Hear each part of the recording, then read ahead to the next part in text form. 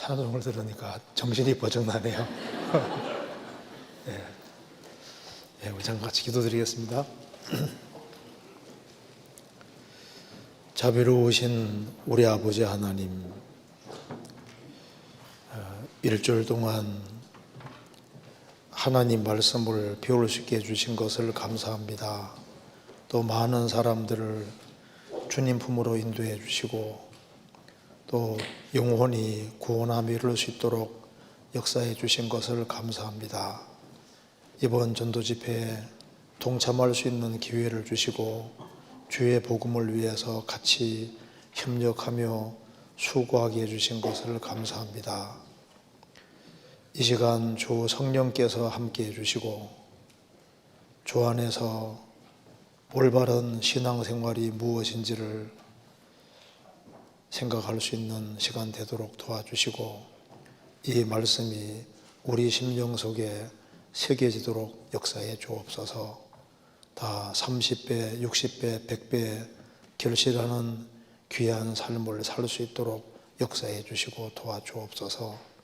하나님의 말씀으로 우리 영혼을 환하게 비춰주시고 여러 가지 궁금한 의문들이 해결될 수 있도록 역사해 주옵소서. 모든 시종 함께 해주시고 도와주시기를 간절히 의지하오며 우리 구주 예수 그리스도 이름으로 기도하옵나이다. 아멘. 성경 욥기 41장 찾겠습니다. 욥기 41장 9절입니다.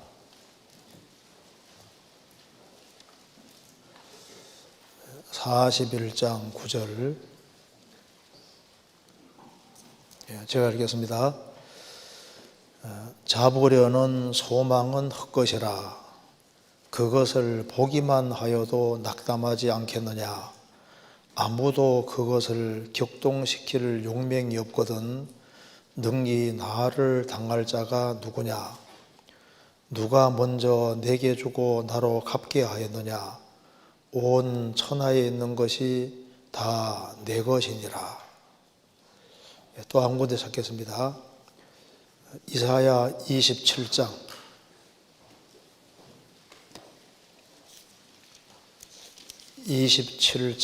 1절입니다.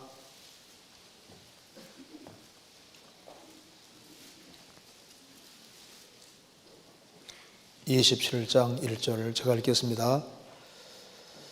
그날에 여호와께서 그 견고하고 크고 강한 칼로 날렘 뱀 리호야단 곧 꼬불꼬불한 뱀 리호야단을 벌하시며 바다에 있는 용을 죽이시리라. 거기까지입니다. 우리가 이번에 일주일 동안 전도 집회를 가졌습니다. 어제까지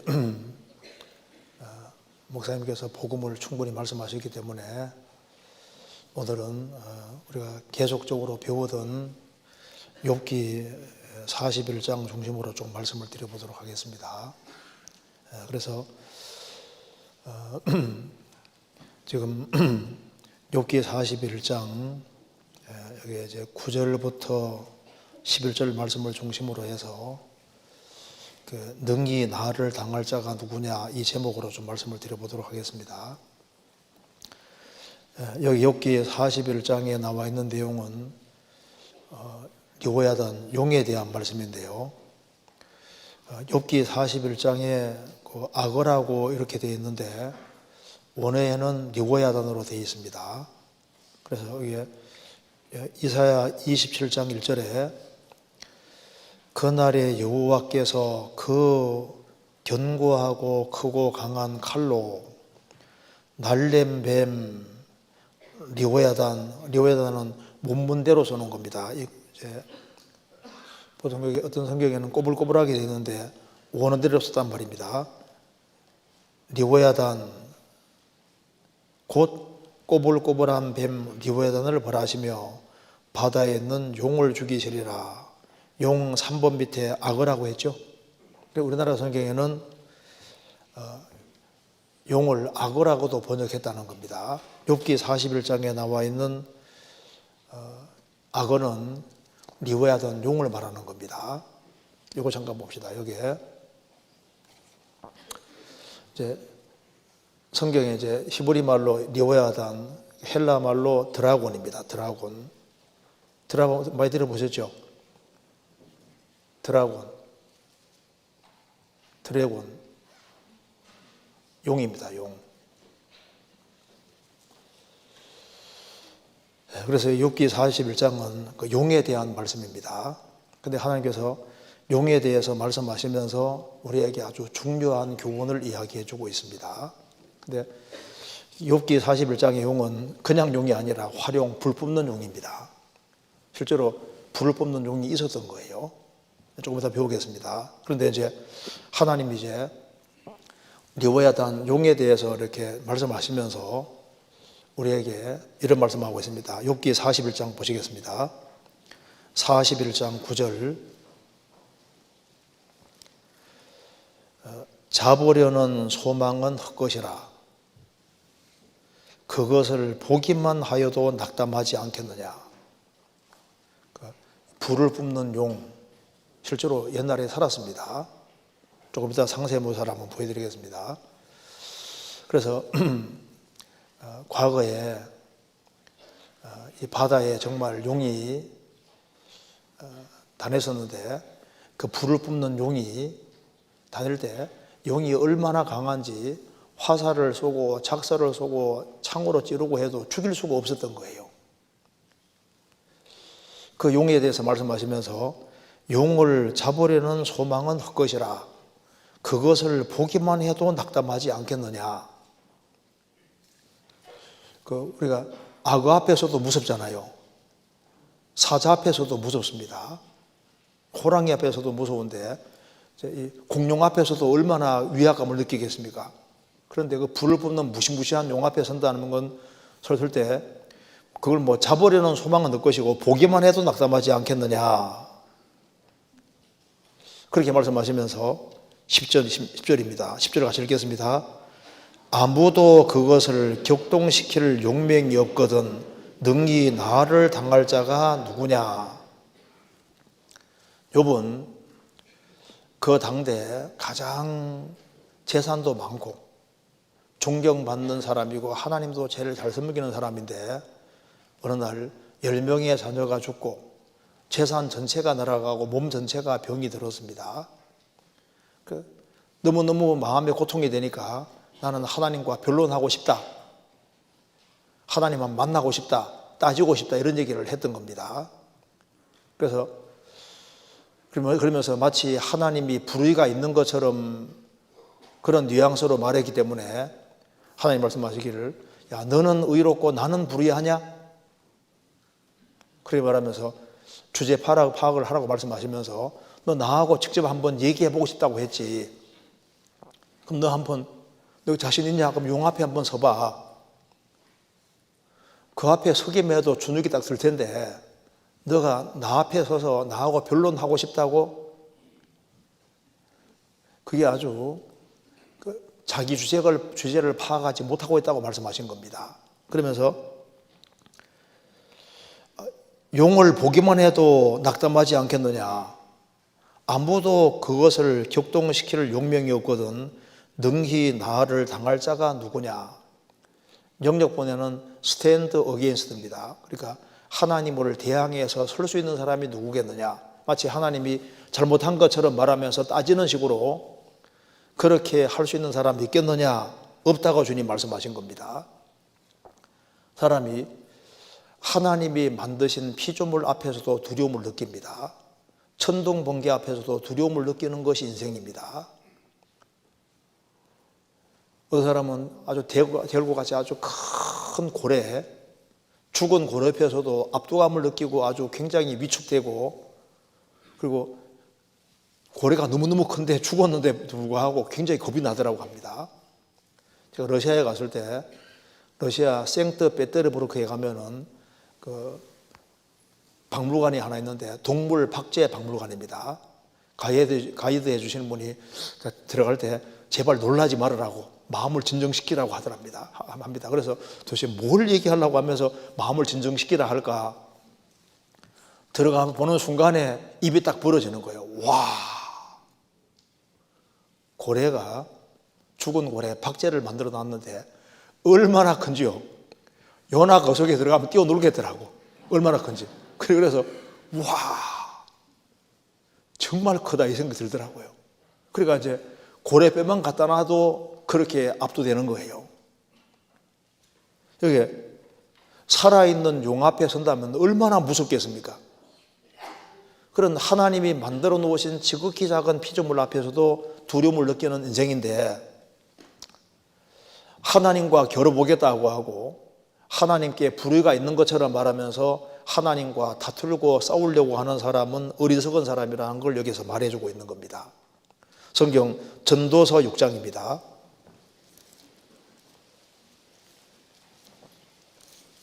전도서 6장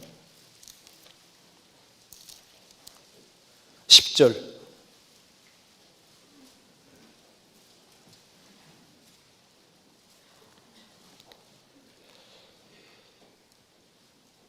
이미 있는 무엇이든지 오래전부터 그 이름이 칭한 바 되었으며 사람이 무엇인지도 이미 안 바 되었나니 자기보다 강한 자와 능히 다툴 수 없느니라. 역사가 진행되는 가운데 사람이 무엇인지도 이미 안 바 되었다. 인간이 얼마나 죄 많고 얼마나 연약한지가 이미 드러났습니다. 그리고 자기보다 강한 자와 능히 다툴 수 없느니라. 인간이 하나님과 다투면 못 이긴다는 것은 아주 자명한 사실입니다. 아무도 못 이겼습니다.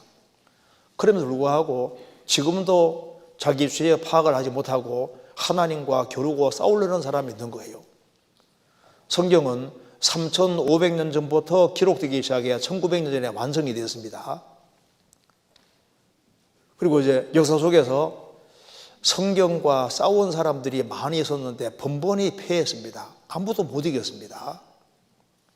그럼에도 불구하고 지금도 성경과 다투고 싸우고 이기려는 사람이 있는 거예요.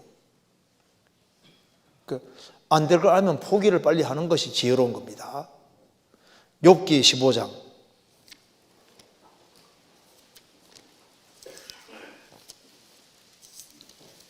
욥기 15장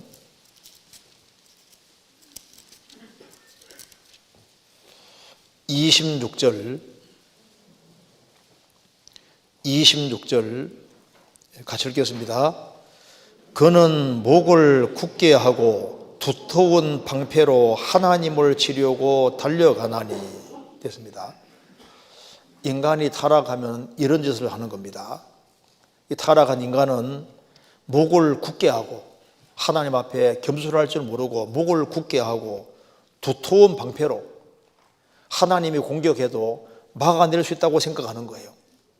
두터운 방패를 가지고 그리고 하나님을 치려고 달려가나니 누가 이기겠습니까?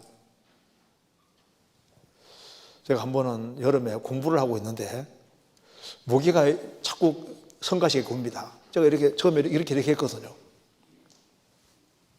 그런데 계속 나를 성가시게 하는 거예요. 요놈 바람 잡아야 되겠다 싶은 거예요. 왱왱하다가 정면으로 저를 향해 돌진합니다. 제가 어떻게 했을까요? 그냥 그대로 죽어버렸죠. 그러니까 인간이, 피조물인 인간이 영원부터 영원까지 계신 하나님, 절대자 하나님께 치려고 달려가는 사람, 그 사람 망하는 길에 들어서는 겁니다. 그런데 이런 사람들이 지금도 많이 있는 거예요. 하나님과 싸워 이기겠다는 사람들이 있습니다. 너 용 앞에 서서 용과 싸울 수 있겠느냐?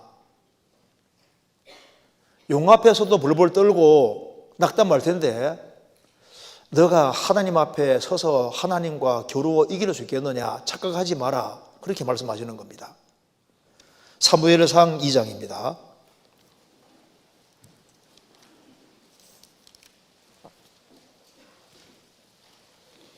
(10절)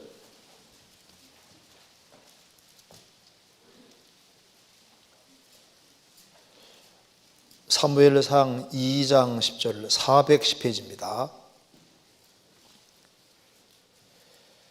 여호와를 대적하는 자는 산산이 깨어질 것이라.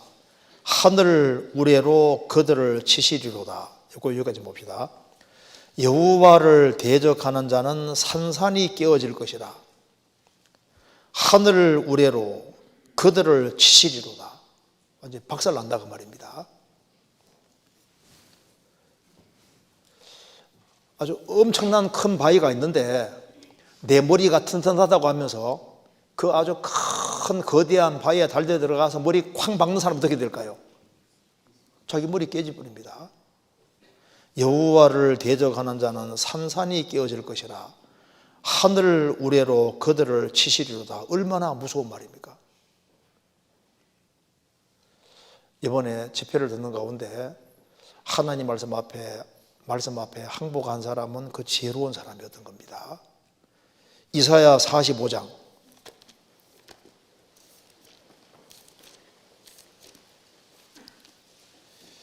이사야 45장 9절입니다.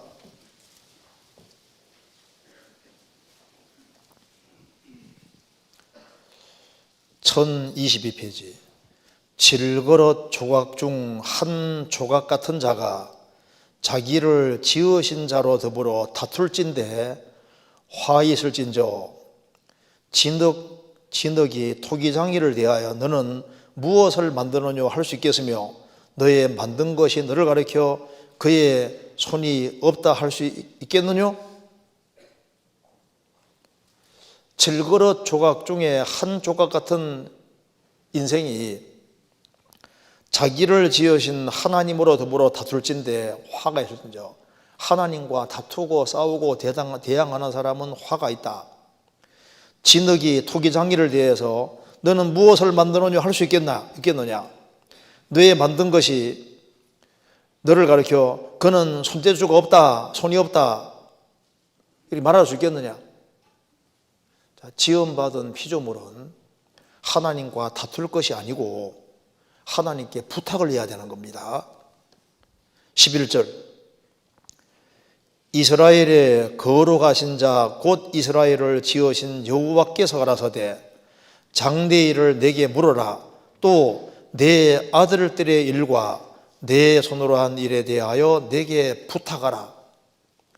인간은 하나님께 묻고 부탁해야 될 일이 인간이 할 일인 거예요. 인간은 하나님 앞에 반드시 서야 됩니다. 하나님을 당해서 이길 수 있는 사람은 없어요. 한 번 죽는 것은 사람에게 정하신 것이요 그 후에는 심판이 있으리. 죽음 뒤에 심판이 기다리고 있는데 이 우주 만물을 창조하신 절대자를 정말 만나야 되는 겁니다. 자, 이게 용을 만났다. 이게 좀 무서운 거잖아요. 근데 살아계신 하나님을 만나야 된다는 건 필연적인 사실이니까 어떻게 그 무한히 거룩하시고 깨끗하신 하나님 앞에 설 수 있겠습니까? 길은 하나밖에 없는 거예요. 어제 배운 대로 예수님의 피공로, 예수님의 완전한 공로를 기대는 길 외에는 하나님 앞에 설 수 있는 길이 없습니다. 아모스 4장에 내 하나님 만나기를 예비하라고 했습니다. 죽음 건너가 하나님 만날 때 하나님께서 물으실 겁니다.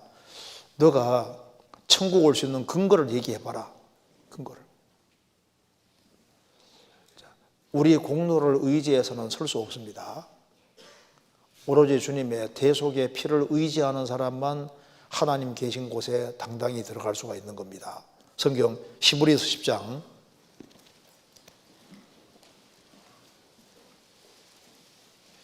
히브리서 10장 17절입니다. 17절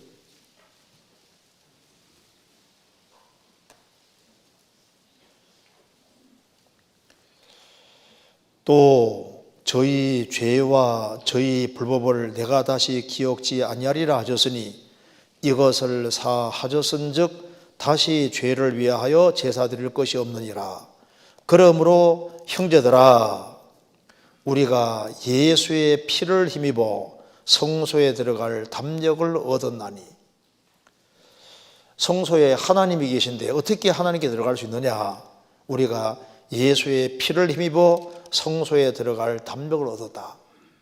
우리는 주님 피를 의지해서, 내 착한 행실을 의지해서가 아니라 주님 피를 의지해서 하나님 계신 곳에 당당히 들어갈 수 있게 된 겁니다. 그래서 이 복음 진리를 깨우쳤다는 건 세상에서 가장 큰 복이라고 할 수 있습니다.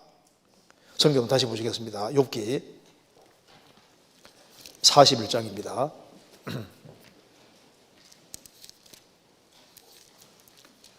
욥기 41장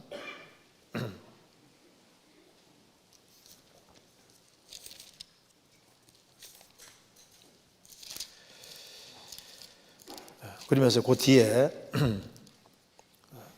11절 누가 먼저 내게 주고 나로 갚게 하였느냐? 온 천하에 있는 것이 다 내 것이니라.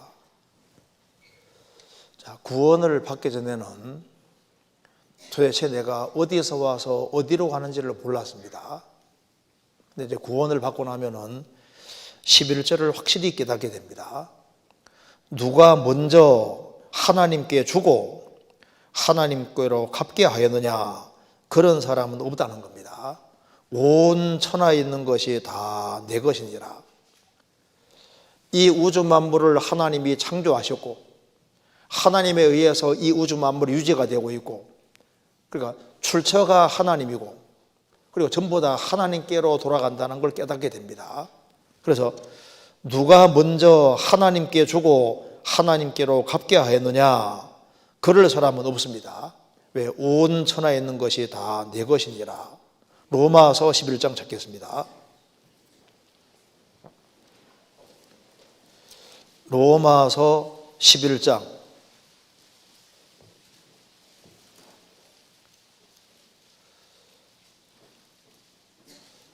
35절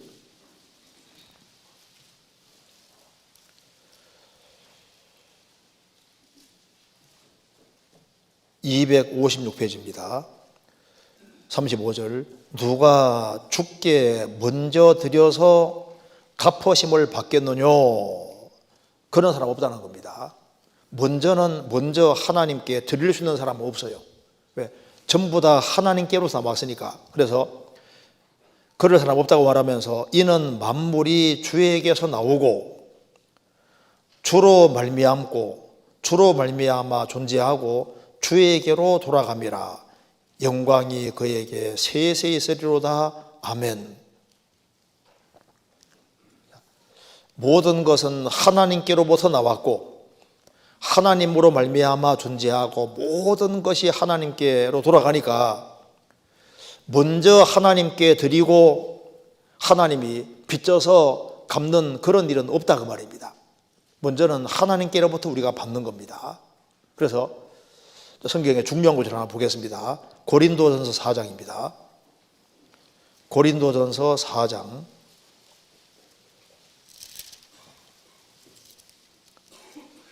4장 7절 같이 읽겠습니다. 누가 너를 구별하였느뇨? 내게 있는 것 중에 받지 아니한 것이 무엇이뇨? 내가 받았은즉 어찌하여 받지 아니한 것 같이 자랑하느뇨? 바울 사도가 말했습니다. 자, 너희들 자기 자랑을 하는데 너희에게 있는 것 중에 하나님께 안 받은 게 있으면 얘기해봐라. 내가 받았는데 어찌하여 받지 아니한 것 같이 자랑하느냐? 우리는 지금 하나님 만든 세상에서 하나님에 의해 지음받았습니다. 내가 매일 마시는 공기도 하나님 만들어 놓은 걸 쓰고 있는 거예요. 우리가 음식을 먹을 때도 하나님이 만들어 놓은 것을 가공해 쓰고 있는 겁니다. 우리 밥상 위에 쌀 한 톨이 생기려면은 하나님이 태양을 수천 시간 동안 비춰줘야만 쌀 한 톨이 생기는 거예요. 우리가 물고기 먹으면은 물고기 잡아온 값 없이 인간은 물고기 만드는 능력 없습니다. 그러니까 우리는 전부 다 하나님 것을 쓰고 누리고 사는 거예요. 그래서 하나님은 우리 육체에 필요한 것도 거저 주셨고 우리 영혼에 필요한 것도 거둬주시는 겁니다. 우주와 그 가운데 있는 만유를 지으신 신께서는 천지의 주제시니 사람이 손으로 지은 전에 계시지 아니하시고 또 무엇이 부족한 것처럼 사람의 손으로 성김을 받으시는 것이 아니니 이는 만민에게 생명과 호흡과 만물을 친히 주시는 자이심이라. 우주와 그 가운데 있는 모든 것을 만드신 하나님은 하늘과 땅의 주인이시기 때문에 사람이 손으로 만든 건물 속에 갇혀 계신 분도 아니고 또 무엇이 부족한 것처럼 부족한 것이 있어서 날 좀 섬겨달라는 분이 아니다 그 말입니다. 하나님은 창조주시기 때문에 만민에게 생명도 주시고 호흡도 주시고 만물도 다 주시는 분인 거예요. 그리고 우리 영혼이 구원받아야 되기 때문에 우리 영혼에 필요한 것도 거저 주셨습니다. 하나님이 세상을 이처럼 사랑하사 독생자를 주셨으니, 예수님을 주셔서 아닙니까? 주셨으니 이는 저를 믿는 자마다 멸망치 않고 영생을 얻게 하심이니라. 육신에 필요한 것도 거저 주시고 영혼에 필요한 것도 거저 주시는 거예요. 그래서 우리는 하나님이 거저 주신 것을 받았기 때문에 그래서 자랑할 것이 없다 그 말입니다. 구원받고 나면은 모든 것이 다 하나님께로부터 왔다는 걸 알 수 있습니다. 구원도 주님께서 준비해 놓으셨고 우리는 주님이 준비해 놓은 공기를 마시는 것처럼 주님께서 다 이루었다고 완성하신 그 복음을 받아들여서 구원받는 겁니다. 그래서 속죄 받을 때 성령께서 선물로 들어오십니다. 성령도 선물을 주셨습니다. 한번 따라 합시다. 죄 사함을 얻으라. 그리하면 성령을 선물로 받으리니. 그래서 죄를 사함 받은 사람 속에 성령이 선물로 오셨습니다. 성령께서 이제 우리 영혼을 밝혀주면은 우리가 점점 하나님과 성경을 더 알 수 있게 되는 거예요. 이거 한번 잠깐 보겠습니다. 우리는 세상에 태어날 때 율법 아래 죄인으로 태어났습니다. 그래서 일생 살아가면서 죄를 지어가기 때문에 이 죄 짓는 숫자를 셀 수가 없습니다. 한번 따라해 보시겠습니다. 나의 죄가 나의 머리털보다 많으므로 내 마음이 사라졌음이니이다. 시편 40편에 말한 대로 나의 죄가 나의 머리털보다 많다. 일생 동안 낱낱이 죄를 지어가니까 이 죄 때문에 저주를 받고 멸망을 받아야 됩니다. 그런데 하나님께서는 우리를 불쌍히 생각해서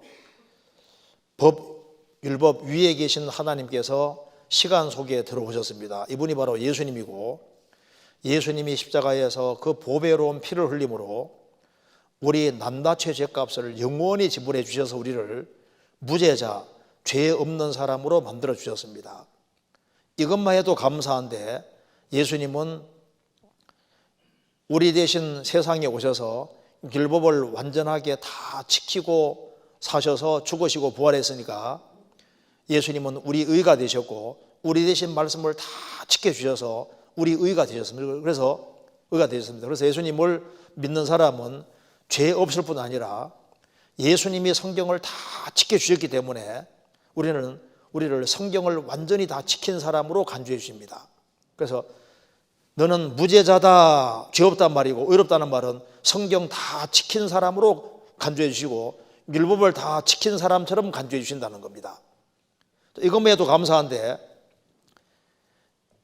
예수님은 내 대신 십자가에서 형벌을 받으셨기 때문에 예수님 죽은 자리가 바로 내가 심판받은 자리입니다. 그래서 십자가 안에서 나도 형벌을 받았고 내 인생은 끝이 났기 때문에 이제 주님 피로 죄를 사함 받은 사람을 하나님께서 아들로 간주하시는 겁니다.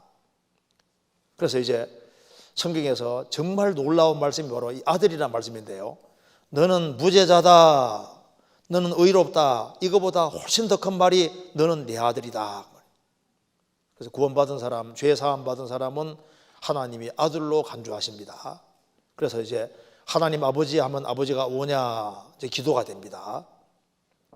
하나님께서는 하나님 아들의 기도를 들으시고 아들 중에는 크게 두 종류의 아들이 있는데 순종을 잘 하는 아들이 있고 말 잘 안 듣는 아들도 있습니다. 둘 다 아들인데 누굴 더 사랑할까요? 둘 다 사랑하죠. 말씀으로도 사랑하죠. 근데 누굴 기뻐하냐 하면은 순종하는 아들을 더 기뻐합니다. 그래서 순종하는 아들에게는 하나님께서 상과 영광 주신다고 말씀하셨고, 말 잘 안 듣는 아들은 잘 되라고 매를 때려요. 그 징계입니다. 그래서 아버지 아들은 징계는 받되 멸망이라는 건 없는 거예요. 아들 되는 게 중요한 겁니다. 성경 찾아보시겠습니다. 히브리서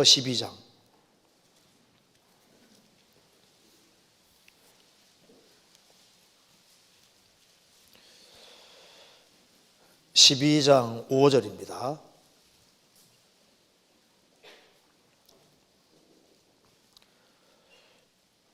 또 아들들에게 고난하는 것 같이 너희에게 권면하신 말씀을 잊어도다. 일러서되 내 아들아 주의 징계하심을 경히 여기지 말며 그에게 꾸지람을 받을 때 낙심하지 말라. 주께서 그 사랑하시는 자를 징계하시고 그의 받으시는 아들마다 책질하심이라 하였으니 너희가 참으면 징계를 받기 위함이라. 하나님이 아들과 같이 너희를 대우하시나니 어찌 아비가 징계하지 않는 아들이 있으리요. 징계는 다 받는 것이거늘 너희에게 없으면 사생자요 참 아들이 아니니라. 또 우리 육체의 아버지가 우리를 징계하여도 공경하였거든 하물며 모든 영의 아버지께 더욱 복종하여 살려야 하지 않겠느냐. 여기에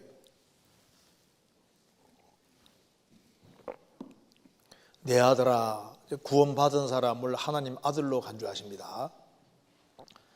죄 사함을 얻은 사람 속에 성령이 선물로 와 계시고 그 성령이 바로 양자 영이니까 구원받은 즉시 아들이 된 겁니다.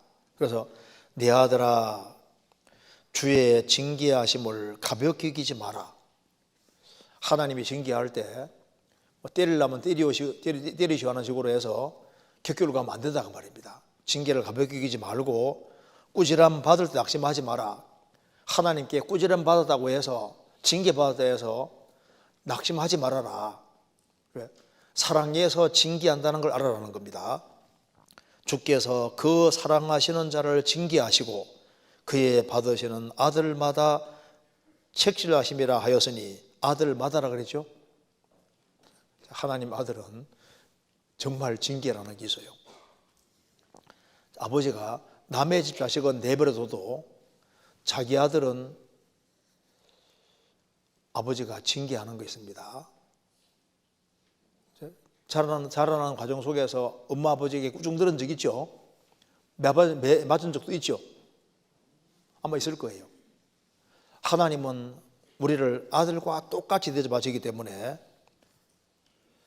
징계하신다는 겁니다.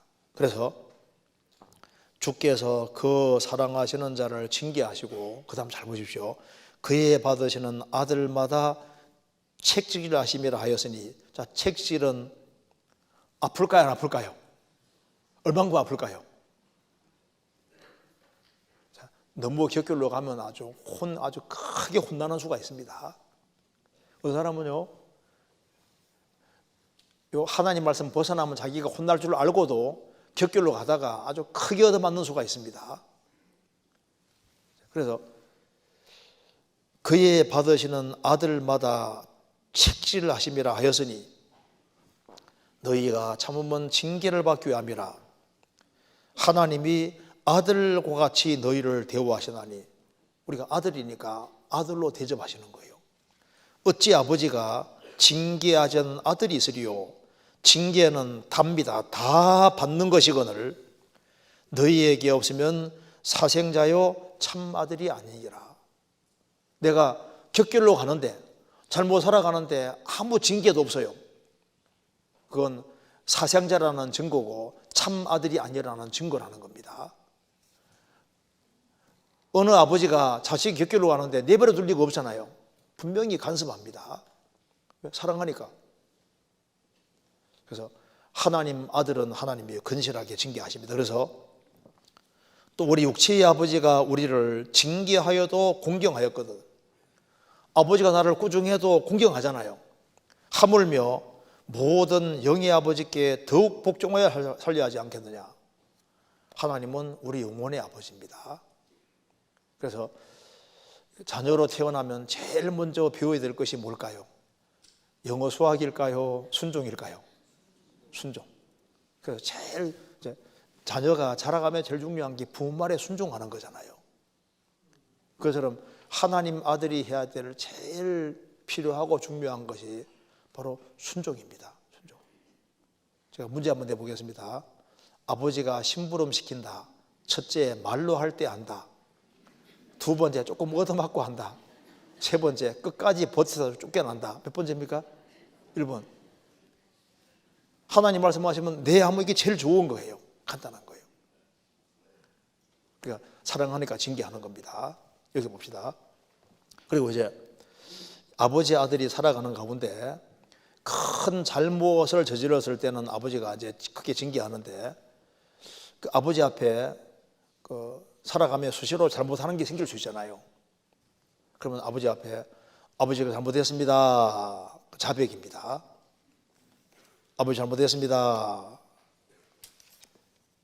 아버지 앞에 잘못한 것이 있을 때 잘못했습니다. 이렇게 말하는 게 자백이에요. 자백. 그럼 아버지가 다음부터 그렇게 하지 말아라. 용서해 주십니다. 이 자백과 용서는 왜 하느냐면 아버지와 친밀한 사귐을 위해서입니다. 어떤 자식은 아버지하고 친한 자식도 있고 그렇지 못한 자식도 있잖아요. 잘못을 범할 수 있지만은 어떤 자식은 잘못을 범하고도 아버지를 자꾸 피해요. 그런 자식이 있는가 하면 아버지께 잘못했을 때 직접 나아가 잘못을 고하고 용서를 구하는 자식이 있습니다. 그러면 친밀한 사귐이 되니까 사귐이 될 때 뭐가 있냐 하면은 마음속에 기쁨이라는 게 있습니다. 기쁨. 아버지하고 잘 사귈 때 기쁨이라는 게 있잖아요. 그래서 여기 한번 보시겠습니다. 그랜드 종합 교리 6번 여기 한국 목회자들은 거의 많이 가지고 있는 책인데요. 성경의 교리를 이렇게 모아놓은 책입니다. 거기 보면은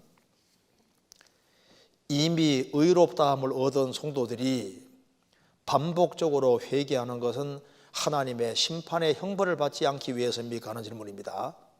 그렇지 않습니다. 왜냐하면 이미 그리스도를 믿음으로 의롭게 된 성도들은 그 믿는 순간부터 구원을 받아 죄의 형벌로부터 면제되었기 때문입니다. 십자가로 형벌이 완전히 끝이 난 거예요. 즉 하나님께서 성도들을 의롭게 하신 것은 과거 죄에서 해방시켜 주신 것만을 의미하는 것이 아니라 현재나 미래의 모든 죄까지 이미 해결해 주신 것입니다. 십자가로 영원히 속죄해 주셨습니다. 따라서 이미 구원받은 성도에게서 죄의 회개는 죄에 대한 하나님의 형벌과는 아무런 상관이 없습니다. 그렇다면 성도가 반복적으로 회개하는 까닭은 무엇입니까? 하나님과 화평한 관계를 누리기 위해서입니다. 뭐 때문이라고요? 화평한 관계, 친밀한 사귐을 위한 거다 그 말입니다. 그래서 아들은 자백하든 안 하든 항상 아들이잖아요. 그런데 잘못된 것을 고집하면 친밀한 사귐이 안 되니까 아버지 앞에 잘못한 것을 시인하고 들어가면은 그러면 이제 친밀한 사귐이 되고 사귐이 잘 될 때 그때 마음속에 참된 기쁨이라는 게 있을 수 있는 겁니다. 여기까지 이해되시죠?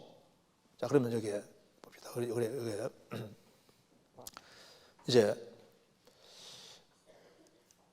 주님표로 죄를 사함 받았을 때 우리가 구원 받았다가 말은 죄를 사함 받았다, 의롭다함을 얻었다, 하나님의 자녀가 됐다, 우리 영혼이 멸망하지 않게 됐다 그런 뜻입니다.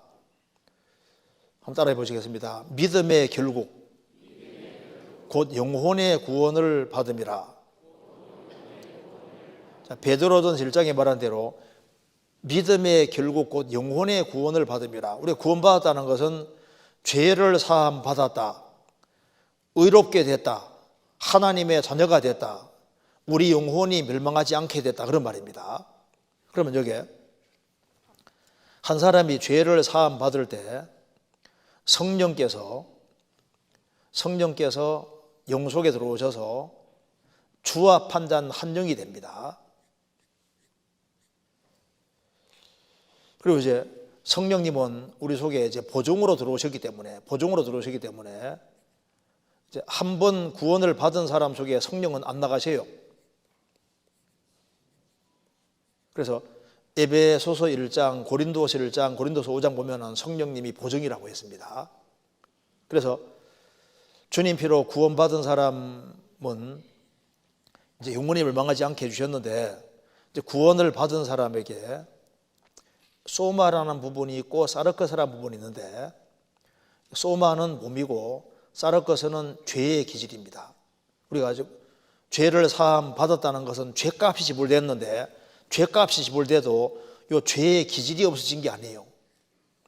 타락된 기질은 남아있는 겁니다. 이게 언제 없어지냐면 예수님이 재림하시면은 우리의 몸과 영혼을 영광스럽게 바꾸시는데, 씨앗이 꽃이 되는 것처럼, 애벌레가 나벼가 되는 것처럼 영광스럽게 변화시키시면서 죄의 기질을 없애시니까 주님 재림하시면은 죄를 지을 수 없는 몸이 되어버리는 거예요. 그런데 구원 받을 때부터 주님 오실 때까지는 이 타락된 기질은 남아있는 겁니다. 그래서 성경이 말씀하기를 베드로전 3장 21절에 육체의 더러운 것을 제하여 버림이 아니요 오직 선한 양심이 하나님을 향해 찾아가는 것이니라.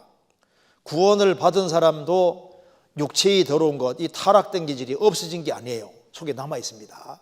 그래서 예수님이 요한복음 3장 6절에서 육으로 난 것은 육이요 성령으로 난 것은 영이니, 우리 거듭나는 것은 영이 거듭나는 게 육이 거듭나는 것이 아니, 영이 거듭나고 육은 거듭나는 것이 아니기 때문에 타락된 기질은 남아 있는 거예요. 그래서 구원을 받았어도 세 가지 적이 남아 있다 그 말입니다. 자, 그래서 여기에 이제 구원 받으면은 우리 속에 타락된 기질도 있고, 죄 많은 세상에도 주님 오실 때까지 살아야 되고, 마귀가 우리 영혼은 못 뺏어가지만은 우리 신앙생활은 망칠 수가 있기 때문에 구원받은 사람에게 세 가지 적이 남아 있는 겁니다. 그래서 주님은 우리가 신앙생활을 잘할 수 있도록 우리에게 필요한 것을 다 제공해 주시고, 또 마귀는 우리 신앙생활을 잘 못하게 막으려고 합니다. 그럼 왜 하나님께서 이런 세 가지 적을 남겨두셨냐면은, 우리를 구원하는 목적은 천국에만 데려가는 게 목적이 아니라 영원한 상과 영광을 주시기 원하시기 때문에 상과 영광은 신앙생활 잘하는 사람에게 주시는 겁니다. 그래서 여기에 디모데후서 2장 10절에 그러므로 내가 택하신 자를 위하여 모든 것 삼음은 저희로도 그리스도 예수 안에 있는 구원을 영원한 영광과 함께 얻게 하미로라. 주님이 우리를 구원하시는 목적은 그리스도 예수 안에 있는 구원을 얻을 뿐 아니라 영원한 영광도 함께 얻게 하려고 하는 겁니다. 영광은 신앙생활 잘하는 사람에게 주시는 겁니다. 그러니까 천국은 똑같이 가더라도 영광에는 차이가 있도록 해두신 거예요. 그래서 주님은 뭘 원하시냐면은 우리가 영원한 영광을 얻기를 원하시고, 마귀는 뭘 원하냐면은 마귀 자신이 하나님의 영광이 뭔지를 본 자입니다. 그래서 하나님 영광을 본 자이기 때문에 그걸 자기가 차지해야 되는데 이걸 인간에게 주려고 하니까 시샘이 나는 거예요. 그래서 구원받지 아니한 사람은 구원받는 것을 막고, 이제 구원받은 사람은 어떻게 하든 간에 신앙생활을 못하게 하려고 마귀가 노력하는 겁니다. 그래서 마귀가 싫어하는 것이 있는데 이걸 좀 아실 필요가 있습니다.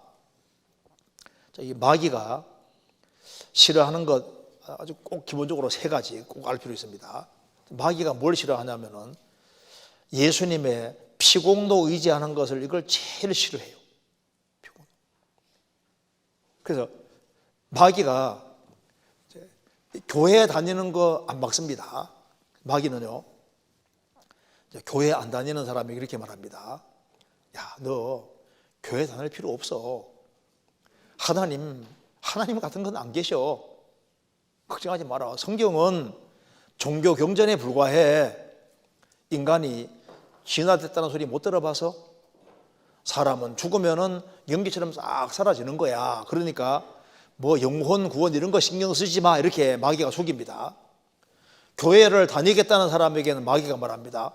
너 그렇게 교회 가고 싶냐? 나는 갈 거다. 그럼 가라. 가는데 교회 생활 열심히 해. 주일 열심히 지키고 헌금 많이 하고 기도도 많이 하고 다 해. 그렇지만은 구원은 받지 말아래. 그리고 너 예수님 피에 대해서는 신경 쓰지 마. 피에 관심 가지면요, 야, 예수님 피가 흘려지긴 흘려졌는데 너의 죄를 조금만 사했다. 조금만. 너의 죄를 거의 사했다. 그런데 영원히 사했다는 건 믿지 말으라고 합니다. 영원히. 왜냐하면 그렇게 되면은 영원히 사한 걸 안 받아들이면 어떻게 됩니까? 인간 공로가 밀고 들어오게 돼 있는 거예요. 예수님은 우리 때문에 죽었는데 예수님의 완전한 공로를 확실하게 안 받아들이면은 자기 공로가 밀고 들어와서 예수님 공로에다가 자기 공로를 더하게 돼서 결국은 다른 복음이 돼버리는 거예요. 성경에 다른 복음 전하면 저주받는다고 했습니다. 그런데 주님 피가 내 죄를 사하되 영원히 사했다고 하면은 내 공로가 밀고 들어갈 여지가 없잖아요. 그러니까 마귀는 피를 믿는 이걸 싫어하는 거예요. 죄를 싫어하는 게 이겁니다. 지금 과거에는 성경책을 다 빨갛게 칠했습니다. 빨간 게 사라졌잖아요. 원래 빨갛게 칠해야 돼요. 빨갛게. 요거는 예수님 부활을 가리키는 겁니다. 이거 봅시다. 그래서 예수님 피공로를 의지하는, 그러니까 우리 교회가 피에 대한 얘기를 많이 하기 때문에 마귀가 정말 싫어할 거예요. 이번 집회 때도 맨 피 얘기네. 피 얘기. 예수님 보혈 얘기네. 주일날도 또 이 얘기 안 해. 마귀가 싫어할 거예요. 어제 그저께도 영원한 속죄, 어제도 영원한 속죄, 오늘도 영원한 속죄 얘기를 안 해. 염소와 송아지 피로 아니하고 오직 자기 피로 영원한 속죄를 이루사 단번에 성소에 들어가셨느니라.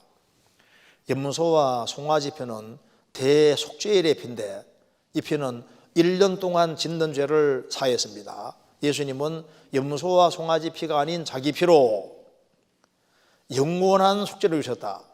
속죄는 죄값 지불했는데 1년씩 지불한 게 아니라 영원한 속죄, 영원부터 영원까지 한꺼번에 다 속죄하셨습니다. 이 자기 피로, 예수님 피가 보통 피가 아닙니다. 사도행전 20장 28절에 한번 따라 봅시다. 하나님이 자기 피로 사신 교회를 지게 하셨느니라. 예수님 피가 하나님 피라고 했습니다. 하나님이 사람이 되어서 자기 피로 값을 영원히 지불하신 거예요. 영원히. 그래서 영원부터 영원까지 영원한 속죄를 이루셨다.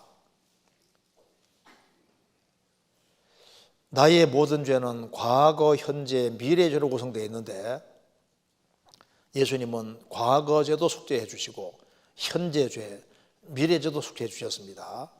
왜? 영원한 속죄니까. 이 사람 인상 보세요. 이거 깨닫게 되는 이 죄를 어찌할꼬 깨닫고 나면 아, 주님이 확실히 아셨구나. 무엇을, 나의 모든 죄를 무엇으로? 예수님 피로. 몇 번으로? 딱 한 번에. 언제까지? 영원히. 그 영원한 속죄잖아요.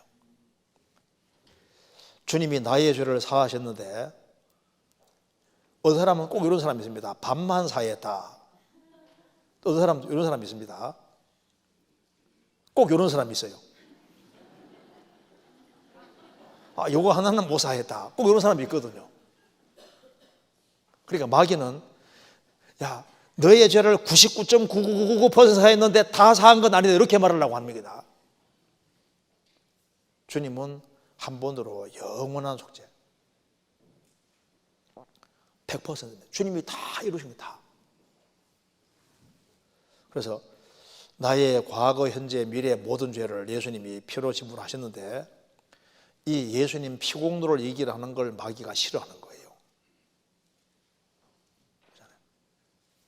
그 다음에 그러니까 구약시대 때는 예수님이 사회에 주실 것을 믿었고 신약시대 때는 사회에 주신 것을 믿는, 하신 일을 믿는 거예요. 이미 다 이루신 겁니다. 그걸 믿는 것이 맞잖아요. 그 다음 두 번째로 마귀가 뭘 싫어하냐면은 성경을 가까이 하는 것을 싫어합니다. 마귀는요 뭐라고 속삭일까요? 성경 읽는 거 싫어해요. 이거 봐요. 귀 뒤에 뭐가 있습니까? 마귀가 뭐라고 속삭입니까? 야, 너 제발 성경에 귀를 기울이지 마라. 성경에 성경 읽는 거 싫어합니다. 봐요, 마귀가 보이죠? 귀에 속삭입니다. 야. 성경 가까이 하지 마라. 성경. 왜? 성경 가까이 하면 어떻게 됩니까? 마귀가 들통나 버리잖아요. 성경 가까이 하는 거 싫어합니다. 그래서 하나님은 사람에게 나타나실 때 말씀으로 자신 나타내요. 말씀으로. 우리가 아셔야 될 것이 있습니다. 요한복음 1장 1절에 태초에 말씀이 계시니라. 이 말씀이 하나님과 함께 계셨으니 이 말씀은 곧 하나님이시니라. 말씀이 육신이 되어 우리 가운데 거하심에 우리가 그 영광을 보니 아버지 독생자의 영광이요 은혜와 진리가 충만하더라. 하나님은 나타내실 때 말씀으로 다시 나타내시기 때문에 말씀을 가까이 하는 것은 곧 뭡니까? 하나님 가까이 하는 거예요. 말씀을 멀리하는 것은 하나님을 멀리하는 게 되는 겁니다. 구약에 보면은 사울 왕이 하나님 말씀을 버렸습니다. 그때 하나님이 사울을 버렸다고 했잖아요. 요한계시록 3장에 내가 나의 인내의 말씀을 지켰은즉 내가 또한 너를 지켜. 말씀을 지키는 사람을 주님 지켜주시는 거예요. 그래서 하나님 말씀을 가까이 해야 되는데 이제 주님 피로 구원함을 얻은 사람은 성경을 시간 날 때마다 부지런히 읽어야 됩니다. 왜? 성경 가까이 하는 걸 마귀가 싫어해요. 그러니까 우리가 마귀가 싫어하는 거 그쪽을 신경 쓰면 되는 거예요. 예수님 피공로 믿는 거 싫어하니까 피공로 믿고 다른 건 다 열심히 읽고 다 해도 성경은 제발 가까이 하지 마라. 우리가 성경을 정말 가까이 해야 됩니다. 그래야만 신앙생활을 잘 할 수 있어요. 성경 시편 119편입니다.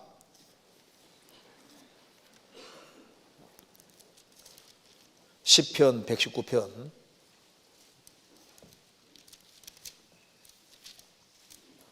97절.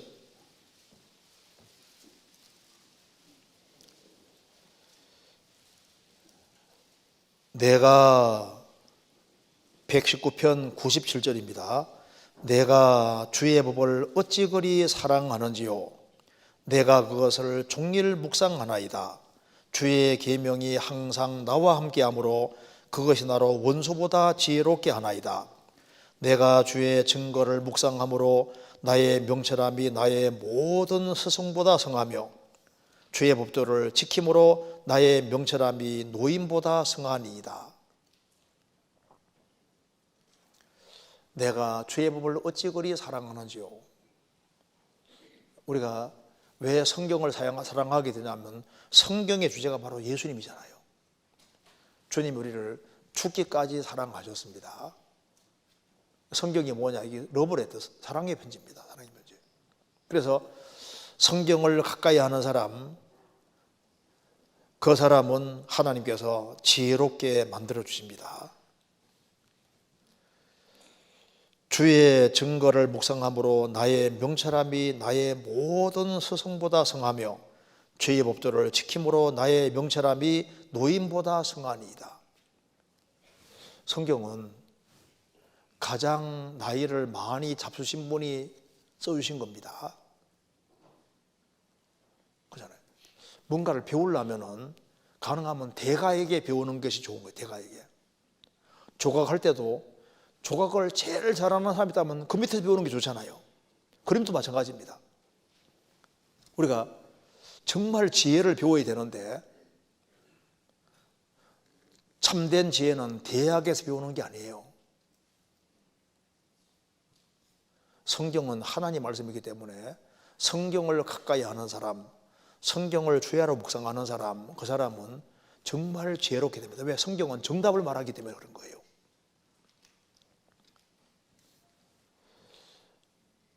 제발 성경 열심히 읽읍시다.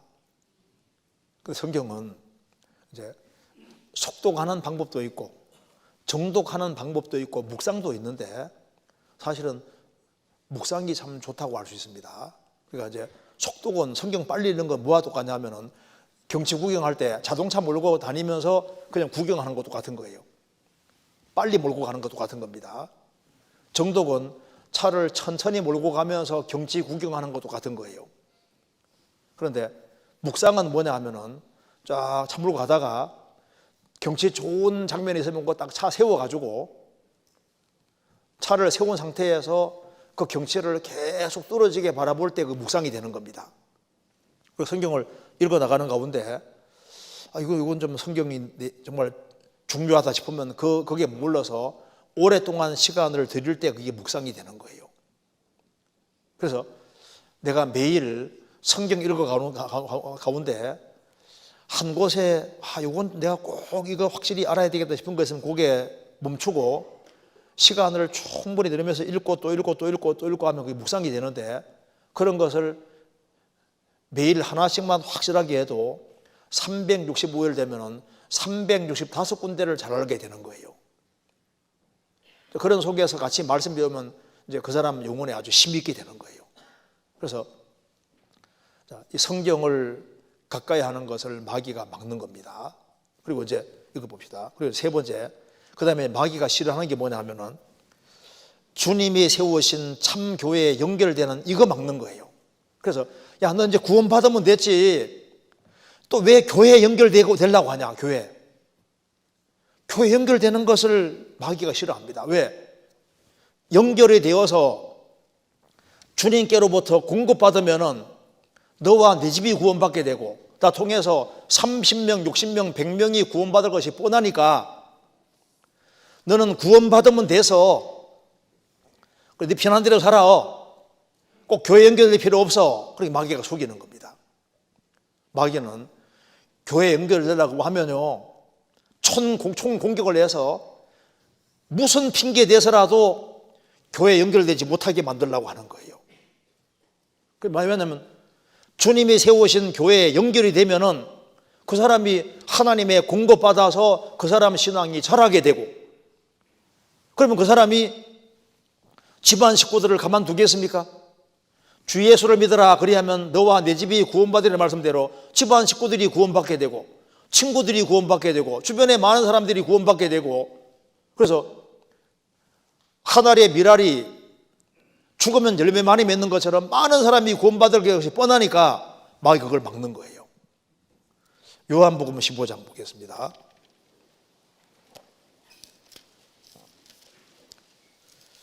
(15장) 3절입니다.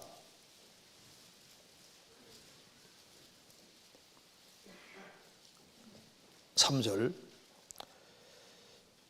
너희는 내가 일러준 말로 이미 깨끗하였으니 내 안에 거하라.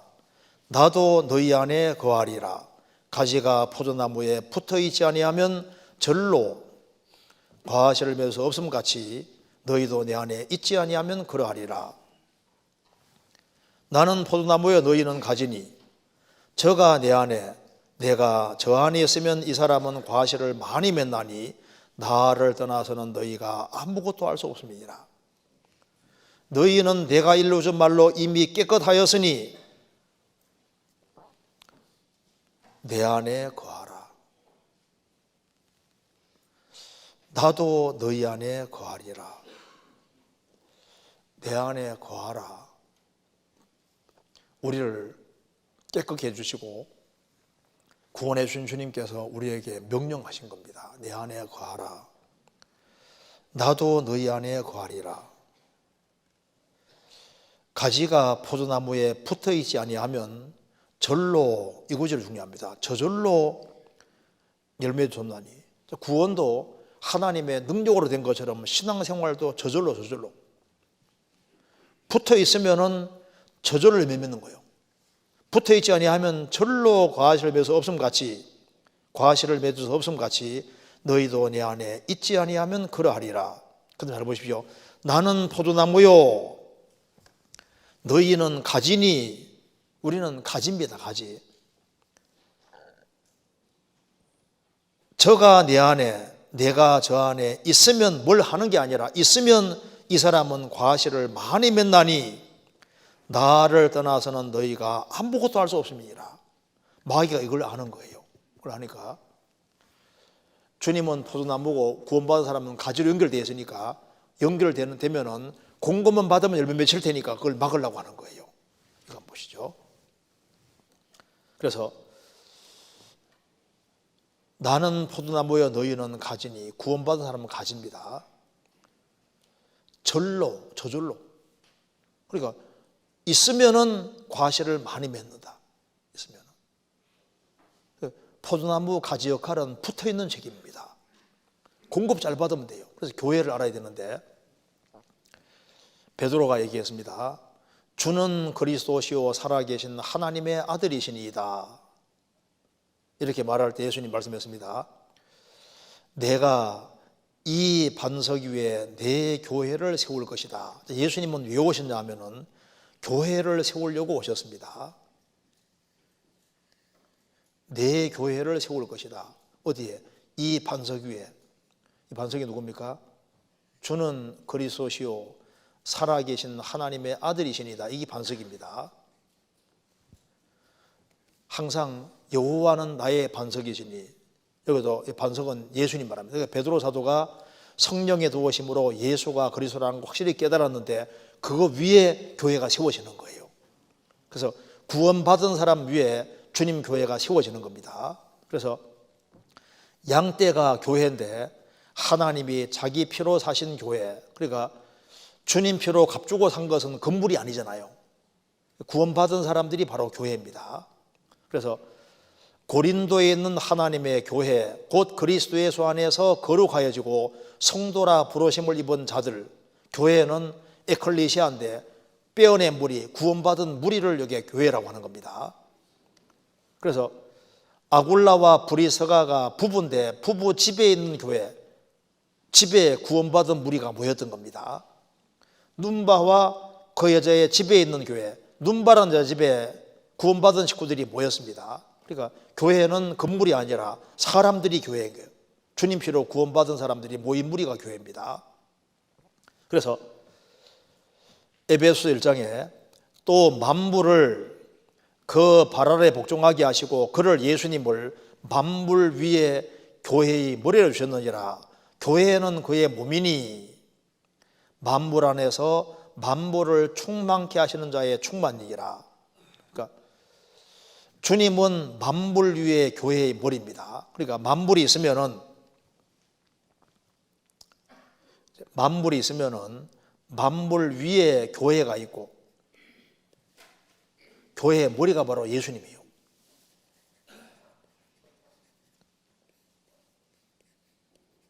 그러니까 만물 위에 교회, 그러니까 세상에서 제일 높은 것이 바로 교회인데 교회의 머리가 바로 예수님이고 교회는 그의 몸이니, 그래서 연결이 되는 것을 마귀가 막는 겁니다. 그래서 여기 말씀하기를 머리를 붙들지 아니하는지라 온몸이 머리로 말미암아 마디와 힘줄로 공급함을 붙고 연합하여 하나님이 자라게 하심으로 자라느니라.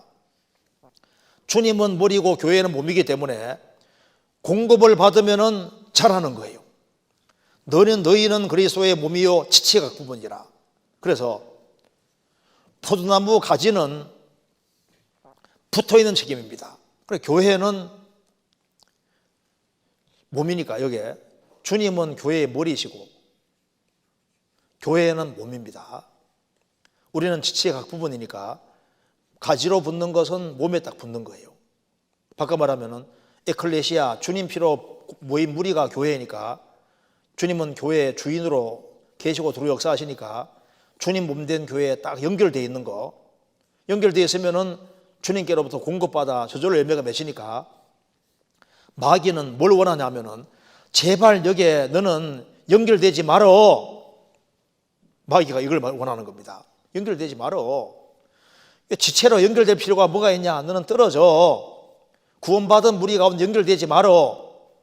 그러면 연결되지 아니하면 공급 못 받으니까 신앙생활을 망치게 되는 거잖아요. 그래서 마귀는, 그리고 구원받은 무리 가운데 연결이 안 되고 단되고 떨어져 있으면요, 마귀가 그런 사람 엿보고서 공격을 해서 그 사람 신앙을 완전히 무너뜨려 버리는 겁니다. 그래서 구원받은 사람 영혼을 못 뺏어가도 신앙생활은 망치게 할 수 있거든요. 혼자 있는 건 위험한 거예요. 여기 한번 보시겠습니다. 여기 혼자 있으면 어떻게 되는지 한번 봅시다. 여기 엄마 떠나 혼자 있습니다. 혼자 신났어요.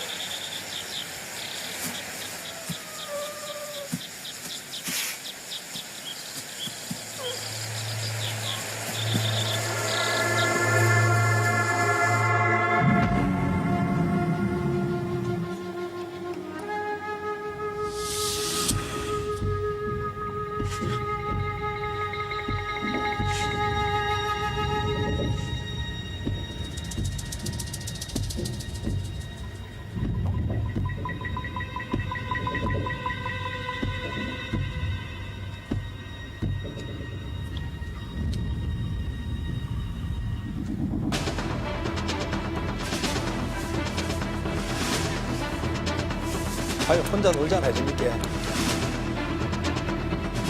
사다가 입 짜주고 있습니다.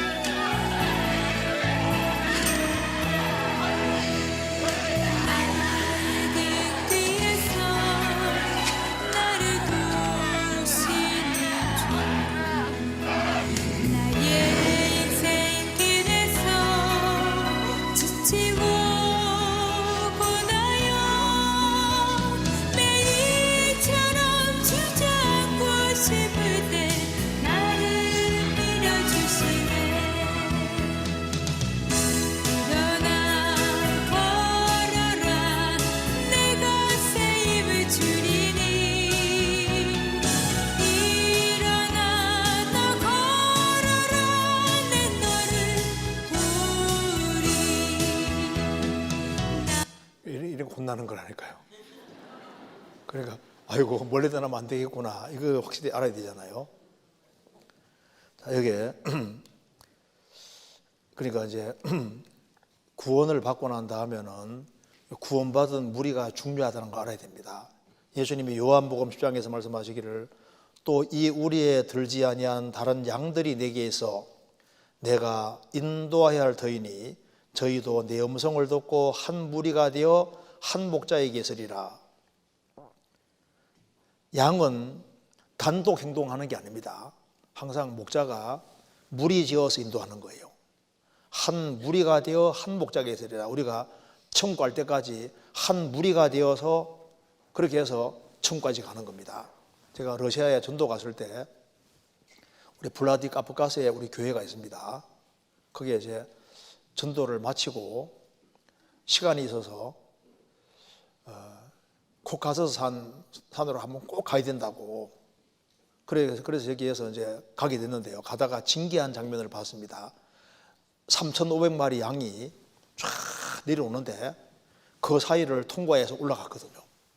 잠을 올라가서 구경하고 내려오니까 또 계속 가고 있어서 2번 통과했습니다. 그 장면 한번 보여드리겠습니다. 3,500마리 양입니다.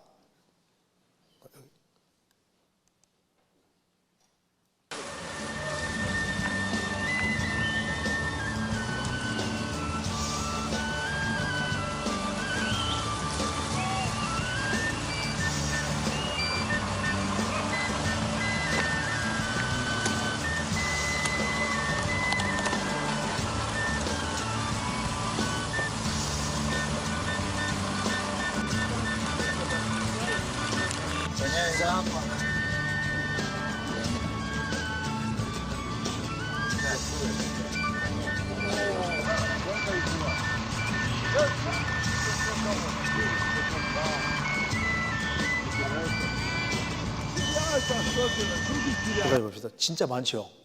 저도 이래 많은 양 처음 봤어요. 목자가 다 끌고 가는데 얼마나 많은지요. 구원받은 사람은 양 혼자 인도받는 게 아니라 양떼 무리 가운데 무리 가운데. 그래서 무리 가운데 연결되어 있으면 공급받아 신앙생활을 잘 할 수 있게 되는 겁니다. 조금 더 구체적으로 생각해 봅시다. 이거 한번 보세요. 여기에 그러니까 이제 주님 피로 구원받은 사람은 뭘 배워야 되냐 하면은 여기에 삭가 조개가 접착력이 정말 뛰어난 대표적인 조개인데요. 풋하면 안 떨어져요. 이것처럼 구원받은 사람이 구원받은 무리 가운데 정말 딱 달라붙으면은 자기 인생이 변하는 거예요. 그래서 신앙생활은 공급을 잘 받으면은 신앙생활은 저절로 되게 되기 때문에 공급을 잘 받기 위해서 교회 연결이 잘 되면요, 그러면 주님이 내 인생을 완전히 변화시키고, 그래서 시간 지나가면 야, 저 사람 많이 바뀌었네. 그럼 전도가 저절로 되게 돼 있는 거예요. 자, 그리고 여기에 이걸 봅시다. 이제 성경에서 이 마귀를 상징하는 것이 여러 개가 있는데, 이제 우리가 신앙생활 잘하는 걸 이게 마귀가 막으려고 하거든요. 그럼 이제 마귀를 상징하는 대표적인 것이 먼저는 뱀입니다. 창세기 3장 보겠습니다. 창세기 3장.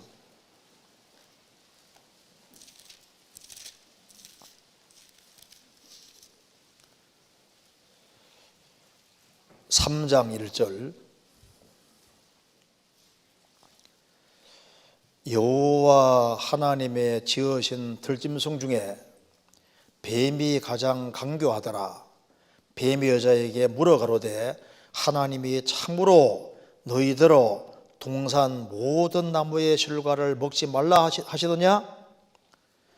여자가 뱀에게 말하되 동산 나무의 실과를 우리가 먹을 수 있으나 동산 중앙에 있는 나무의 실과는 하나님 말씀에 너희는 먹지도 말고 만지지도 말라 너희가 죽을까 하노라 하셨느니라.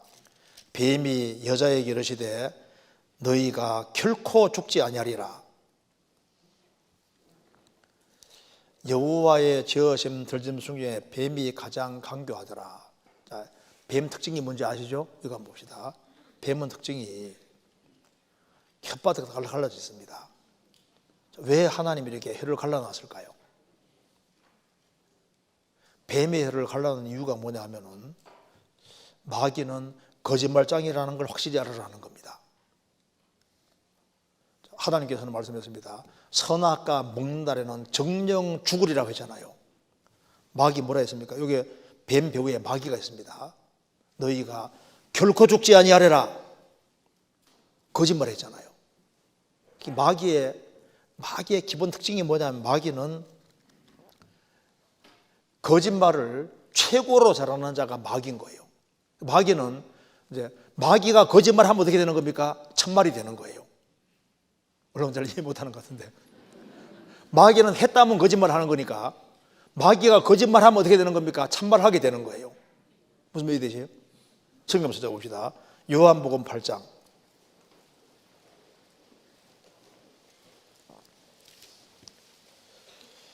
요한복음 8장 44절입니다.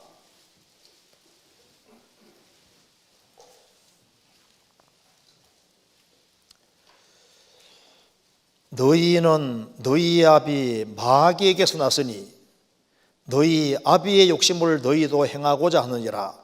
저는 처음부터 살인한 자요 진리가 그 속에 없으므로 진리에 서지 못하고 거짓을 말할 때마다 제 것으로 말하나니 이는 저가 거짓말장이요 거짓의 아비가 되었음이니라. 마귀는 거짓을 말할 때마다 제 것으로 말한다. 마귀는 거짓말이 제 것이에요. 이는 저가 거짓말장이요 거짓의 아비가 되었습니다. 마귀는 거짓말장이고 배후에 정말 마귀가 있습니다. 하나님 다음으로 능력이 많은 자가 마귀인데 마귀가 거짓말을 너무 많이 퍼뜨려 놨습니다. 하나님 없다 무신론도 마귀가 계속 퍼뜨리잖아요. 진화론도 마귀가 퍼뜨렸습니다. 진화론도 그 사상에 속은 사람이 얼마나 많아요. 죽음으로 끝이다. 거듭나는 거 필요 없다. 또 신앙생활 잘할 필요 없어. 교회 연결 안 돼도 괜찮아. 그리스도인이 심판대 신경 쓰지 말어. 마귀가 성경과 배치되는 거짓말을 계속하기 때문에 그래서 마귀에게 안 속으려면 어떻게 해야 되느냐? 성경을 가까이 할 수밖에 없는 거예요. 그래서 지금 지구상에 거짓말이 얼마나 많은지 몰라요. 그 뱀에게는 무서운 독이 있습니다. 뱀에게 물리면 죽잖아요. 마귀에게 물리면 신앙생활 완전히 망칩니다. 뱀 머리 꼿꼿하게 딱 세우고 확 달려들잖아요. 그래서 마귀 생각하면요, 제일 먼저 뱀을 떠올리면 됩니다. 뱀. 야, 거짓말장이구나. 마귀는 온 천하를 꿰는 자입니다. 온 천하를. 그래서 거짓말장이요 거짓 아비게 됐다. 혀가 둘이니까 둘로 갈라져 있으니까 이쪽에 말하고 저쪽에 말해가지고 이간시키고, 그래서 부부 사이도 이간시키고 성도 사이도 이간시켜서 자꾸 분란을 불러일으키는 것이 마귀인 거예요. 사탄이 있습니다. 그래서 우리가 신앙생활을 다 잘하면 좋은데 그 하나님 말씀에 자꾸 귀를 기울이면 신앙생활을 잘할 수 있는데 마귀 옆에 자꾸 거짓말을 속삭여요. 야, 신앙생활 대충 하면 돼. 예수님이 우리를 위해서 죽으시고 부활하셨고 우리를 위해 천국을 준비해 놓으셨고, 그리고 우리가 주님과 영원히 같이 살아야 되는데 세상 사람은 보다가도 안 볼 사람들이 많은데 주님은 영원히 대면해야 되는데 그 주님께 대충 행해도 된다. 그게 말이 안 맞는 소리인 겁니다. 거짓말인 거예요. 그리고 마귀 또 한 가지는 여기 어떤 사람이 그림 보니까 이거 참 무섭죠. 꽉 입에 뱀이 나. 마귀에게 속해서 아주 완전히 거짓말을 아주 상습하는 사람도 있습니다. 그리고 뱀의 마귀의 또 한 가지 상징은 이 용, 리와야단, 드라곤입니다. 욥기 41장 보겠습니다. 욥기 41장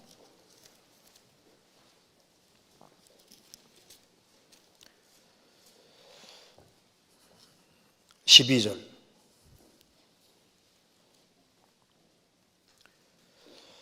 내가 악어, 여기 악어가 르워야단이라고 말씀드렸습니다. 드라곤입니다. 용입니다. 내가 르워야단의 지체와 큰 힘과 훌륭한 구조에 대하여 잠잠치 아니하리라. 누가 그 가죽을 벗기겠으며 그 아가미 사이로 들어가겠는고? 누가 그 얼굴에 문을 열 수 있을까? 그 들어있는 이가 두렵구나. 견고한 비늘은 그의 자랑이라. 서로 요남이 봉한 것 같구나. 이것저것이 한데 붙었으니 바람도 그 사이로 들어가지 못하겠고, 서로 연하에 붙었으니 능히 나눌 수도 없구나. 그거 재치기를 한 적 광채가 바라고, 그 눈은 새벽 눈꺼풀이 열림 같으며, 그 입에서는 횃불이 나오고 불똥이 뛰어나며, 그 콧구멍에서는 연기가 나오니 마치 솥이 끓는 것과 갈대이 타는 것 같구나. 입에서 불이 나온다고 하잖아요. 그 숨이 능히 숯불을 피우니 불꽃이 그 입에서 나오며, 힘이 그 목에서 뭉키었고 두려움이 그 앞에서 뛰는구나. 그 살의 조각들이 서로 연하고 그 몸에 단단하여 견고하여 움직이지 아니하며, 그 다음 같이 읽겠습니다. 그 마음이 돌같이 단단하니 그 단단함이 맷돌 아래짝 같구나. 특징이 뭡니까? 이 마귀는 특징이요, 여기 이제 이 르워야단이 마귀를 설명하기 위해 만들어 놓은 겁니다. 마귀의 기본 특징이 뭐냐면 아주 강팍해요. 마음이 돌같이 단단하니 그 단단한 맷돌 아래짝 같아. 마귀는 특징이 아주 강팍하고 완고합니다. 사람이 아주 완고와 광팍한 사람은 마귀 꼭 닮은 거예요. 그 다음에 그것이 일어나면 용사라도 두려워하며 경겁하며 창왕하며 칼로 칠지라도 절대없고 창이나 살이나 착사도 소용이 없구나. 그러니까 무슨 말입니까? 마귀는, 용은 강하잖아요. 마귀는 강한 자입니다. 우리 힘으로 절대 못 이겨요. 인간의 수단 방법으로 죽이지 못하게 만들어 놓은 겁니다. 그러니까 아무리 창을 던지고 화살을 쏘아대고 칼로 칠지라도 죽일 수가 없는 거예요. 마귀의 또 하나의 특징은 강하다는 겁니다. 그리고 31절입니다. 깊은 물로 솥의 물이 끓음 같게 하며 바다로 젓는 향기름 같게 하고, 그러니까 용이 한번 이렇게 바다에서 한번 이렇게 용태림을 하면은 바닷물이 빙빙 돌아버려요. 그래서 과거에는 배 타고 가다가 이제 용 만나면은 그날 망하는 죽는 날이 되는 겁니다. 물이 막 그냥 확 돌면서 배를 전복시켜 버리는 거예요. 그래서 이 세상을, 바다라는 세상을 휘젓고 다니면서 온통 문제 일으키는 자가 누구냐면 이게 용인 거예요. 그것처럼 지구상에 다니면서 온 천하를 소란스럽게 만들고 혼동스럽게 만들고 그렇게 해서 문제 불러일으키는 것이 이게 바로 용이다, 마귀다 그 말입니다. 그래서 뒤에 34절입니다. 모든 높은 곳을 낮게 보고 모든 교만한 것의 왕이 되느니라. 그래서 모든 교만한 것의 왕, 마귀는 지구상에서 최고로 교만한 자가 마귀인 거예요. 그래서 온 천하를 꿰고 이 바다에 막 휘젓고 다니면서 문제 일으키는 것처럼 이 지구상에 돌아다니면서 지구를 아주 온통 소란스럽게 만드는 자가 이게 마귀인 겁니다. 그러니까 마귀가 지나가는 곳에는 항상 큰 문제들이 생기게 되는 거예요. 그래서 이게 막 입에서 막 불이 확 나오는 것처럼요. 그래서 이 사탄의 권세 아래 붙잡힌 사람은 어떻습니까? 마음이 강팍하고 완고하고, 그리고 얼마나 교만하고 문제 불러일으키고 입에서 막 불이 확 나오잖아요. 그 사람 보면 막 입에서 막 불이 막 확 나옵니다. 북한에 막 말하는 거 봐요. 말을 뭐 얼마나 세게 하는지. 그러니까요, 모든 교만한 것의 왕이 되느니라. 그래서 이사야 27장에 말씀하기를 여호와께서 그 견고하고 크고 강한 칼로 날된 뱀 르워야단이잖아요. 뱀, 유해다는 굉장히 빠른 거예요. 꼬불꼬불한 뱀, 이러면 돼요. 꼬불꼬불합니다. 다니는 것도 그냥 직선으로 다니는 게 아니라 꼬불꼬불하게 길이 굽었어요. 바다에서 아주 활동을 하면서 문제 일으켰던 이 용이 바로 마귀의 그림자인 겁니다. 그래서 이 마귀를 여기에 왜 이거 만들어 두신다면은 그 마귀는 너희 힘으로 못 이긴다는 걸 보여주는 거예요. 그래서 주님을 머리로 받드는 무리 가운데 딱 연결돼야지 안전한데 단독 행동해가지고는 마귀를 못 이깁니다. 왜? 마귀보다 크신 분은 주님밖에 없기 때문에 주님 도움 안 받으면 마귀를 이길 수가 없어요. 예수님께서도 마귀를 강한 자라고 하신 겁니다. 누가복음 11장입니다. 누가복음 11장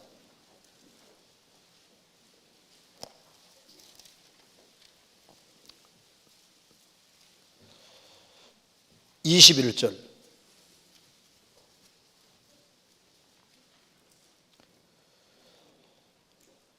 강한 자가 무장을 하고 자기 집을 지킬 때 넌 그 소유가 안전하되 더 강한 자가 와서 저를 이길 때에는 저의 믿던 무장을 빼앗고 저의 재물을 나누느니라. 마귀에 대해서 얘기하면서 마귀를 예수님께서 강한 자라고 했습니다. 마귀가 강한 자로 지구에 버티고 지금 여기에 재물이 탈취물인데 아담이를 인간의 타락에서 마귀가 꽉 붙잡고 있는 거예요. 그런데 더 강한 예수님이 오셔서 저를 이기고 마귀를 무장하셨기 때문에 누구든지 빠져나오기 원하는 사람은 다 빠져나올 수 있게 해주신 겁니다. 강한 자가 무장하고 자기 집을 지킬 때에는 그 소유가 안전하되 더 강한 자가 와 저를 이길 때에는 주님이 이기셨잖아요. 저의 믿던 무장을 빼앗고 주님 무장 해제하셨습니다. 골로새서 2장에 말한 대로 마귀를 무장 해제하시고 저의 재물을 나누느니라, 저의 탈취물을 나누느니라. 그래서 사탄의 권세 아래에 있던 사람들이 해방될 수 있게 길을 열어주셨기 때문에 누구든지 믿기만 하면은 그리스도 안에 들어올 수 있게 만들어 주셨습니다. 마귀는 강한 자입니다. 근데 주님이 더 강하시기 때문에 주님과 항상 연결되어 있어야만 마귀를 이길 수 있는 거예요. 그래서 첫째, 마귀는 거짓말장이다. 속인다는 겁니다. 또 한 가지는 마귀는 아주 강한 자이기 때문에 너 혼자 힘으로는 마귀를 못 이기니까 반드시 하나님의 도우심을 받아야 된다는 걸 말하는 겁니다. 그 다음에 세 번째로 그러니까 여기에 용 리오야든 이것이 그렇게 강한데 마귀가 강하다는 걸 보여주는 거예요. 그 다음에 개구리 같은 새에 들어온 영, 성경에서 마귀를 개구리 같다고 이렇게 했는데요. 한번 찾아보시겠습니다. 요한계시록 16장.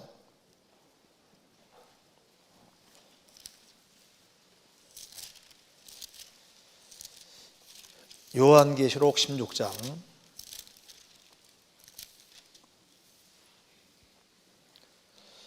13절.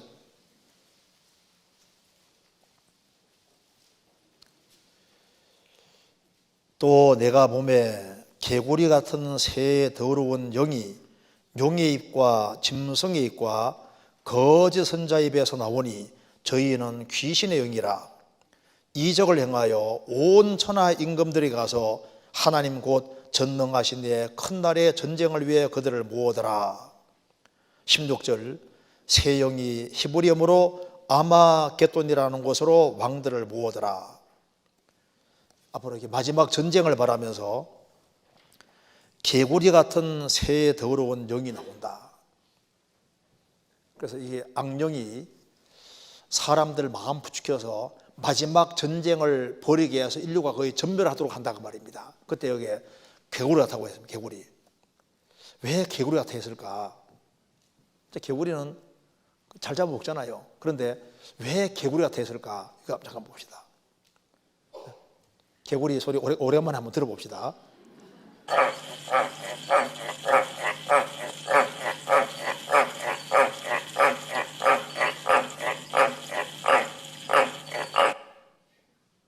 또 하나 더.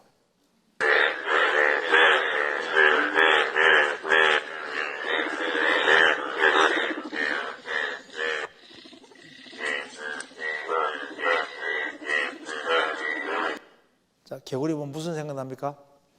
시끄럽다. 시끄러. 여기 이제 개구리 같은 새 더러운 영이라고 하면서 이제 이 세상을 소란스럽게 만들어 전쟁으로 몰고 가잖아요. 마귀가 지나가는 곳은요 시끄러워요. 전쟁에 휘말리잖아요. 지금 우리 시대에 개구리들이 정말 많아집니다. 말이 얼마나 많은지, 자기 주장들이 얼마나 많고, 그리고 얼마나 불평거리가 많고 잘 참지를 못해요. 개구리 소리 들어보면요, 옛날에 들어보면은 누가 주동자가 분명히 있어요. 개구리 하다가 누가 하나 탁 멈추면 한꺼번에 같이 쫙 멈추잖아요. 누가 하나 소리 지르면 같이 확 소리 지르고, 누가 꼭 선동하는 것 같아요. 개구리. 그래서 이 개구리 같은 새 더러운 영인데 성령님은 아닙니다. 성령 역사하시면은 신기하게도 그렇게 말 많고 불평 많은 사람이 어떻게 됩니까? 입이 딱 점점하게 돼요. 불평을 그렇게 많이 쏟아내는 개굴 같은 입이, 우리 남편 어떻고 저거 누가 뭐 어떻고 하는 사람이 구원 딱 받고 나면 어떻게 됩니까? 입이 바뀌잖아요. 하나님 감사합니다. 고맙습니다. 그리고 입이 바뀌고 불평불만이라는 게 싹 사라지고 조용해지는 것이 참 신기한 거예요. 신비한 겁니다. 성령님 역사하시면은 가정도 조용해져요. 교회도 조용해지고, 성령 역사하시면은 사회도 조용하게 바뀌고 다 바뀌잖아요. 근데 이제 마귀가 역사하는 곳에는 이렇게 온갖 거짓이 난무하고 사람이 아주 강팍해지고 완고해지고 막 불을 쏟고, 그리고 시끄럽고 소란스럽고 문제가 생기고 항상 뒤에서 투덜대고 불평하고. 근데 성령님 역사하면 정반대가 되는 겁니다. 뱀은 냉혈 동물이고, 그리고 이제 이 뱀은 아주 몰래 행동하고, 그리고 이거 딱 잡아 먹어버리잖아요. 근데 뱀을 이기는 길이 뭔지 아시죠? 뱀은 뜨거운 걸 싫어합니다. 구원받은 사람이 서로 사랑하고 하나가 되고, 그리고 주 안에서 서로 사랑하고 주님 영광을 위해 살아가면은, 특별히 그리고 주님 몸된 교회 안에 성령께서 역사하시기 때문에 구원받은 우리가 연결되면은 주님의 도우심으로 신앙생활을 잘 할 수 있을 겁니다.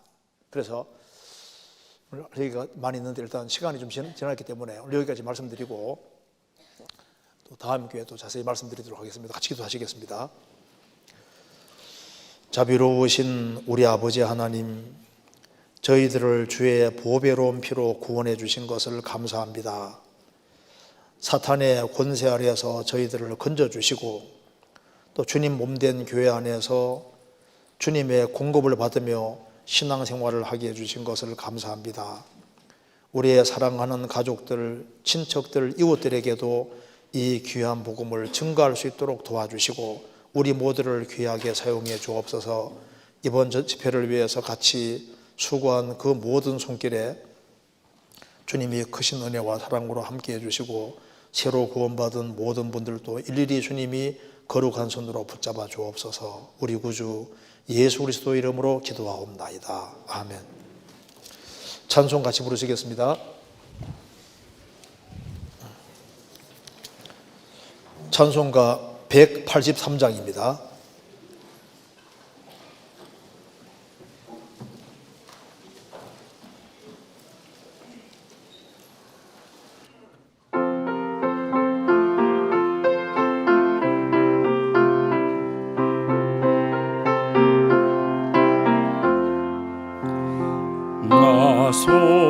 속죄함을 받은 후 한없는 기쁨을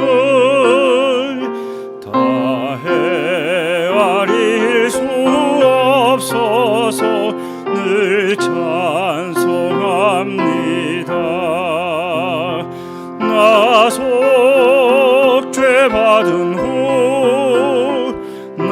속죄받은 후 주를 찬미하겠네. 나 속죄 받은 후 주의 이름 찬미하겠네. 나 속죄함을 받은 후 내 마음이 새로워 주 뜻을 준행하면서 죄 길을 버리네. 나 속죄 받은 후 나 속죄 받은 후 주를 찬미하겠네. 나 속죄 받은 후 주의 이름 찬미하겠네. 나 속죄함을 받은 후 성령이 오셔서 하나님 자녀 된 것을 곧 증거합니다. 나 속죄 받은 후 나 속죄 받은 후 주를 찬미하겠네. 나 속죄 받은 후 주의 이름 찬미하겠네. 나 속죄함을 받은 후 보혈의 공로로 내 주의 은혜 입으니 늘 평안합니다. 나 속죄 받은 후 나 속죄 받은 후 주를 찬미하겠네. 나 속죄 받은 후 주의 이름 찬미하겠네.